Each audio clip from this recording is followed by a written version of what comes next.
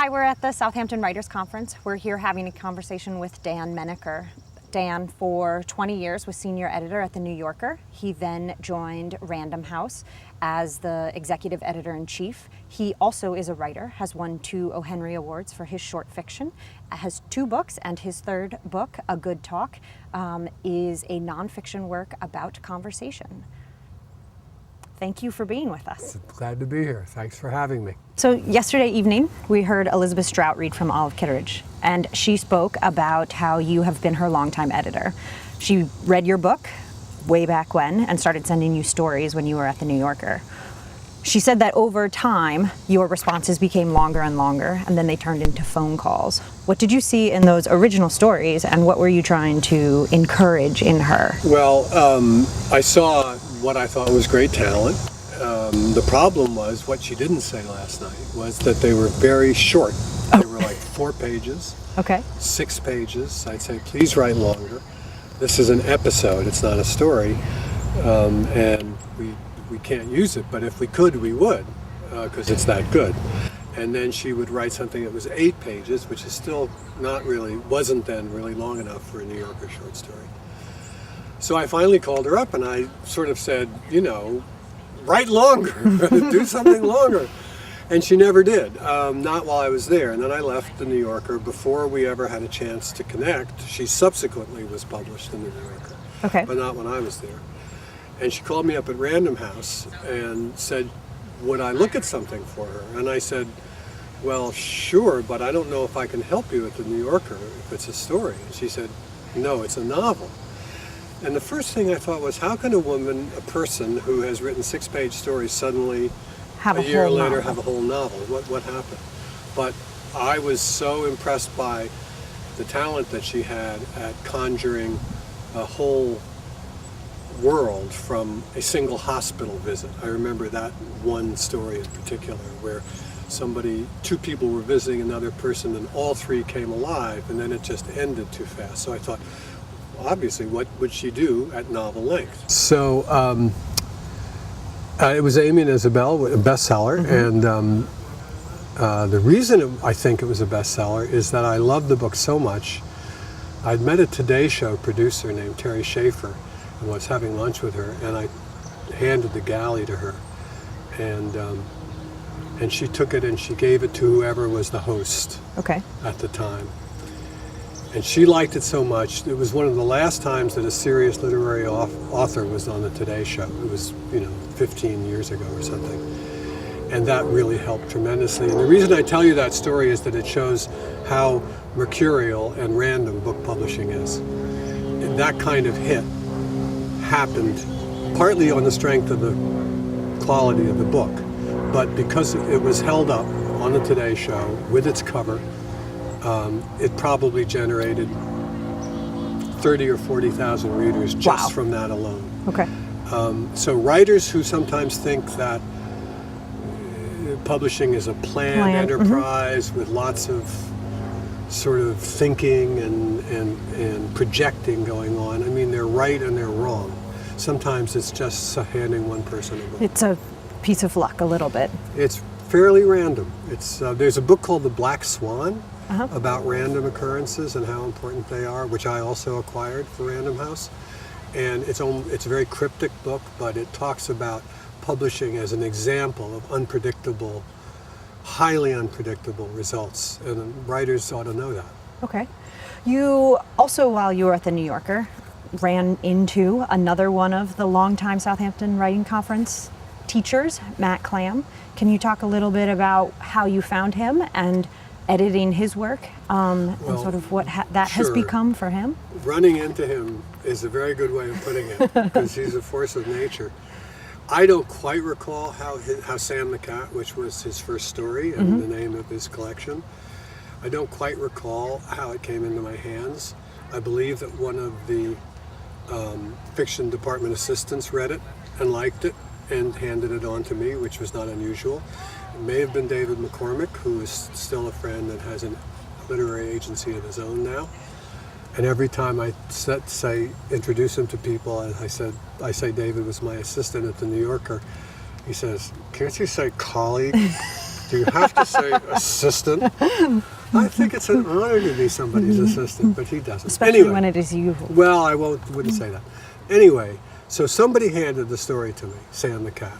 And I remember, and I've said all these years, I think I've even said in Southampton before, when he and I had a conversation here, that I started reading it and I thought, this cannot be sustained, even for 15 pages. This voice is so high octane, so crazy and volatile. I can't believe that, it's going to crash in 2 pages. It's just going to crash. No one can do this. So about 16 or 17 pages later, it was still like at this unbelievably high speed, high altitude. And I put it down. I said, this is amazingly good. We have to have this. The story engendered real controversy at the New Yorker. People were for it, people were against it. Robert Gottlieb had come to replace William Shawn as the editor. And Bob and I shared a common sensibility of let's take risks. And so we took the story, and it was the object of protest from some of the women who were like copy editors and proofreaders who objected to it as being sexist. Sexist, of you course. know about this? Well, I know the story. So. Do you think it's sexist? No. I think that there is a sensibility of the story that sustains it, and that it can hold itself up because of that. I think, like you say, you have to buy into the energy of the story. You have to buy into the narrator, and if you don't, then it will fall. Right. I think probably the narrator is a little bit sexist, but there's a difference between the narrator of the story and the writer of the story, and there's a difference between the narrator of the story and the writer of the story and the reader of the story. In a funny way, if the reader thinks the narrator is sexist, then the story is a success in a limited way. If the reader somehow thinks that it makes the magazine or the writer look sexist, like the writer is showing something that he doesn't mean to show, is giving away, it's like racism, giving away an attitude toward, in this case, women, that he wasn't aware of, then I think it would be objectionable. But I don't think that story or Matt's other stories is like that. Nobody takes himself to harder to task than Matthew Clam's narrators. It's not as though they are supremely arrogant, totally self-confident people. They're deeply insecure, and I think that balances out whatever possible concern someone might have. I mean, if the same person, for instance, I don't want to go too far, but if the same person were to say remotely racist things in a story, I think you'd probably forgive him that too. Just as you do when you read racist passages in fiction that you know are part of the necessity of getting the story across. Right. You too are an author yourself. You have won 2 O. Henry Awards for short fiction. How do you feel that having that knowledge as an editor and sort of the difference between the reader and the author and the narrator plays into your own work? Can I swear? Sure. Yeah. Richard Price once said, when you write one book, you're a writer, and then when you write your second book, you're a fucking author. And there is a difference, but I guess I'm an author, so I'm not a writer anymore. At first, when I started writing, I'd been at the New Yorker for a little while, and being an editor and a copy editor and so on interfered and created static, and I had a hard time. After a while, I was able to separate the two, and the one fed very well into the other. There are a lot of editors who are writers. It's not as unusual as one might think. And it does make you a little self-conscious. I think editors who are writers tend to be a little too writerly. Okay. As I am, Okay. because they're more self-conscious or self-aware, use too many commas, tend to qualify because their minds work in editorial qualifying ways, which they present to writers or authors, as the case may be. And then the writers or authors are the ones who sort of choose. They say, this is a very well-known movie critic once said to me about a change I'd suggested. This is very elegant, but it's not me. And I think that's the writer's responsibility, to take editorial suggestions and filter out that over-awareness of language. I think Liz Strout said last night that there was one scene, one suggestion I'd made in one of her books that she hadn't taken. I don't even remember what it was, and I'm not vain about my editing, but what was your question? I was asking how the one played into the other.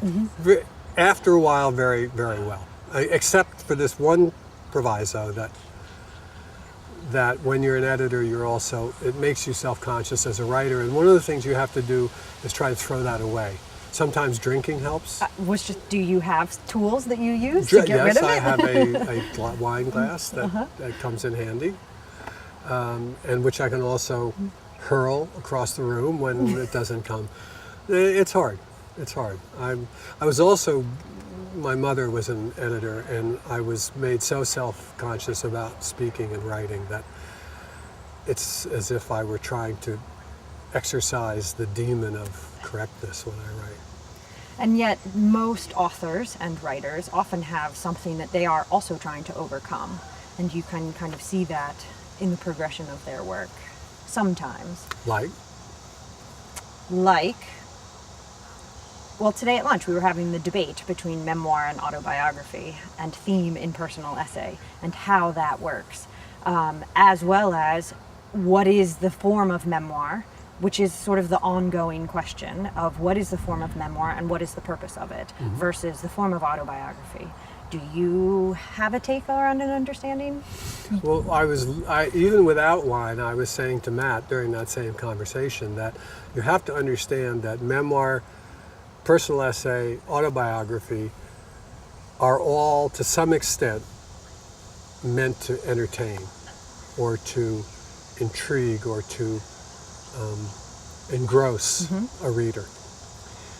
So to that extent, they're sort of lies, all of them. Because if you think, for instance, about the effort to really say something about yourself or your life, say something important, one might think of a therapy session. And I can tell you, and there's some psychotherapists here at the conference who will tell you if they've had some wine, that there's nothing more boring than honest, straight, self-involved recitation of daily problems, childhood problems. So I wrote a piece for Contemporary Psychoanalysis about representation of analysts and therapists in literature and in movies. Okay. And they're often either satirized, highly lampooned, like Woody Allen, or they're idealized, like the movie Ordinary People. The reason is that if you actually filmed a psychoanalysis, you would go insane yourself. I mean, it's so boring. Right. So when you turn to autobiography and memoir and personal essay, you have something formed, something that the writer has given to the reader in order to entertain them, perhaps enlighten them, perhaps move them in a way that quotidian life just doesn't do. So in a way, they're artificial. And in a way, therefore, they're also lies. I mean, they're not the deep, ragged truth of a confession to a therapist or to, they're meant to be artifacts. So I'd say the three have that in common. It doesn't mean they can't be honest. It doesn't, I mean, even though they're lies, they can be honest lies, and they can be motivated by a real effort to communicate. But I don't think there's a whole lot of difference among them. I mean, a personal essay obviously is shorter. A memoir is obviously probably a little more a little less rigidly formed. An autobiography may have a more formal, longer structure. Right. It sounds as though this kind of brings up the topic of audience, and does a writer or author keep that in mind when they're working? Elizabeth Strout spoke last night of one of the reasons why Olive is in small pieces throughout the book is because she herself just could not, sustain her over time, and she felt like her audience could not sustain her over the life of the book, and so she had to take breaks away. Do you have a feeling when you read other people's work as an editor what the audience is looking for, or is it with more of a reader's eye that you're editing the work?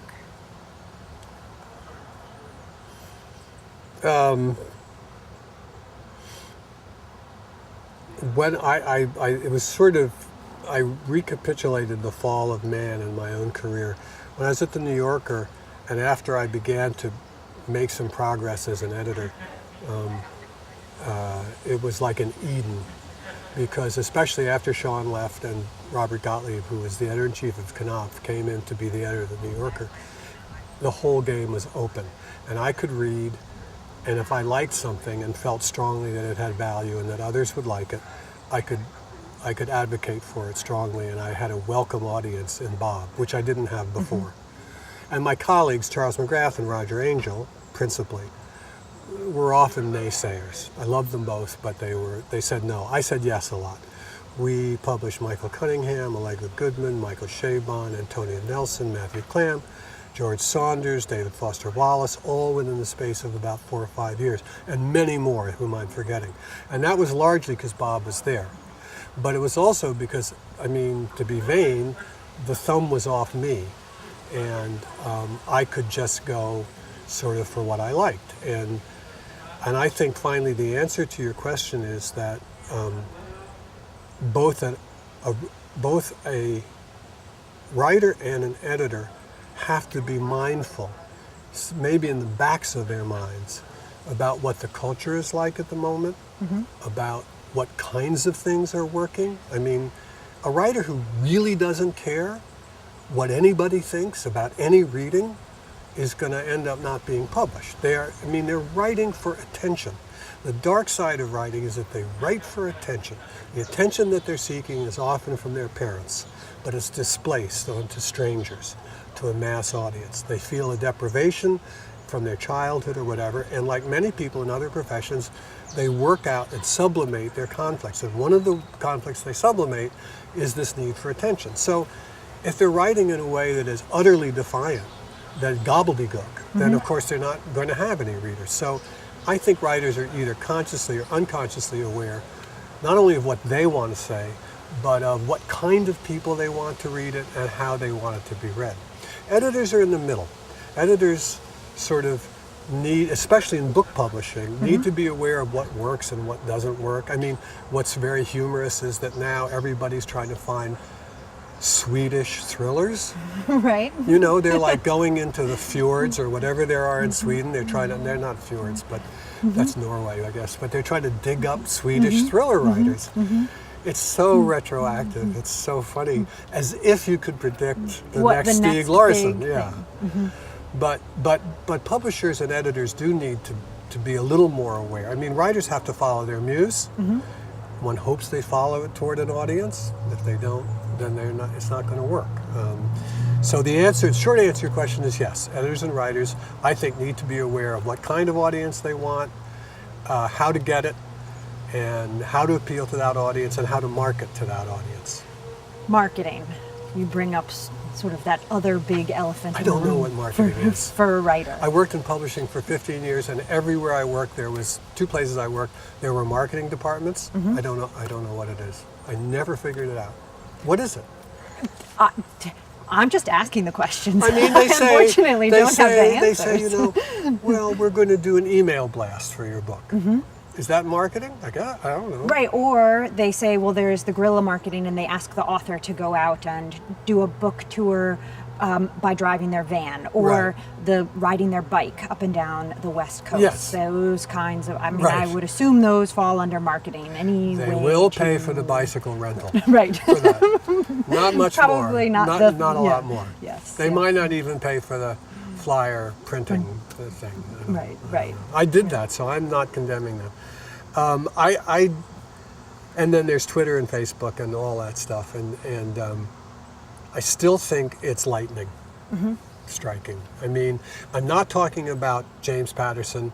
I'm not talking about David Remnick's book about Obama. I'm not talking about what the mafia would call made men or made women. Right. When you can guarantee that because of the position or the track record, certain amount of attention, huge amount of attention will be paid to the next book.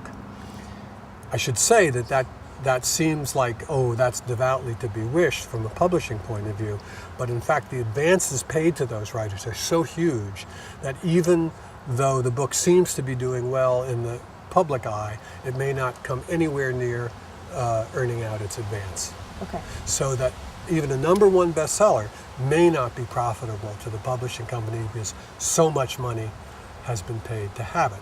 That's why, for instance, with Olive Kittredge, to go back to our original thing, and with Colin McCann's book, Let the Great World Spin, right, both of which I acquired, actually, that was just lightning. That was just a prize. Okay. And I remember my boss saying to me at one point when we were having contract renewal conversations, she said, well, you know, Dan, you've done very well. And we were sort of haggling about terms, which we didn't come to, or I wouldn't be sitting here.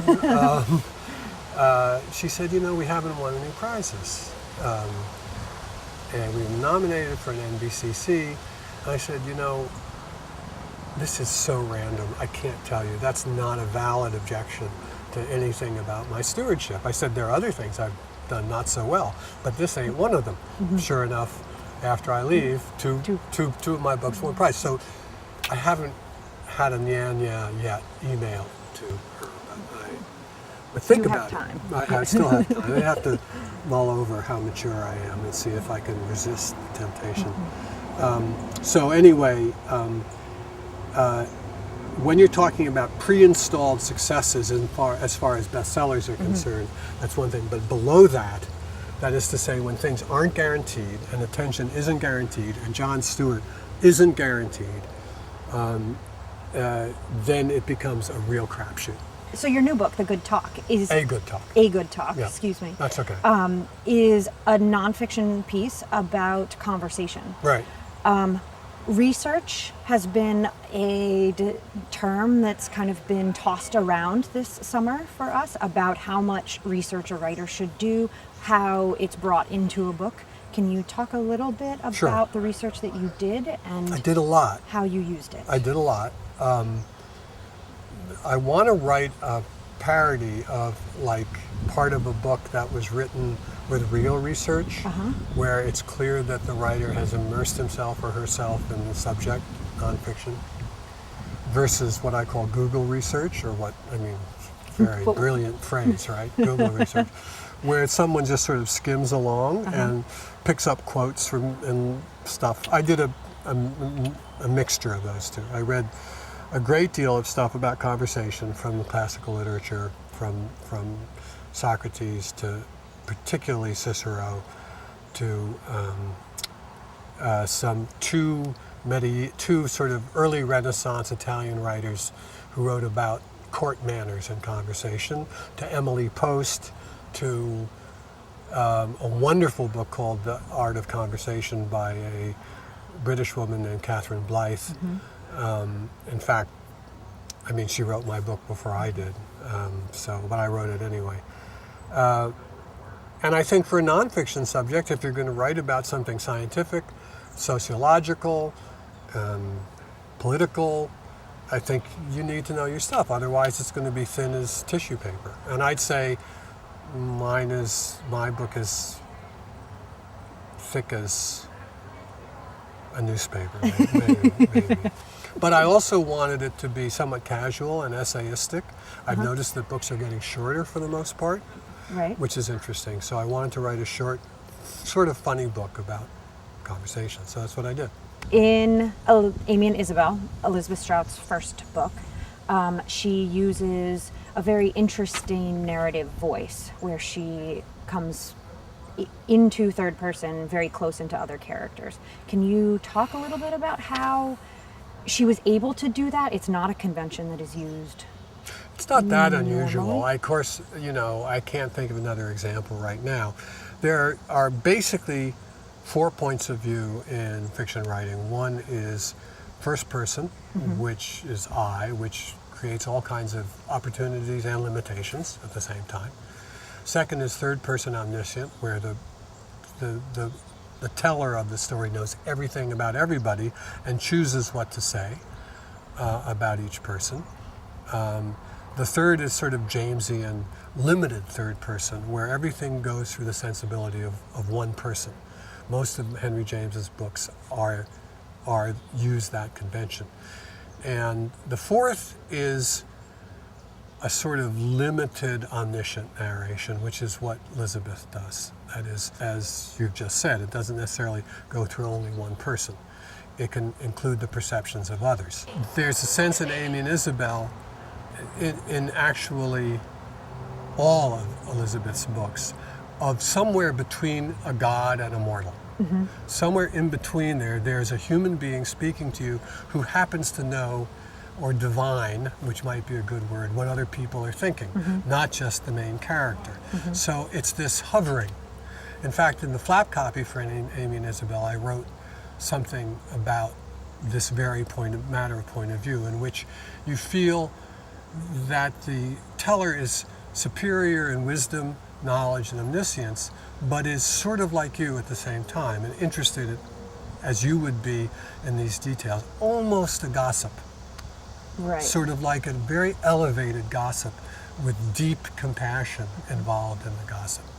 You know about so-and-so, let me tell you about such and such. She must have thought so-and-so, and 80% or 70% of conversation is about what's called named others, which is gossip, basically. Okay. I mean, even, this has been quantified by some lunatic social scientist.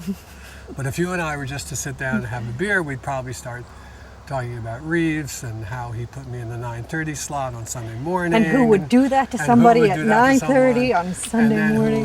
Who would rationalize it and say that it's, because we thought you could carry Sunday morning at 9:30. And we'd gossip, and you'd tell me about, these interviews and how everybody talks too much and stuff like that.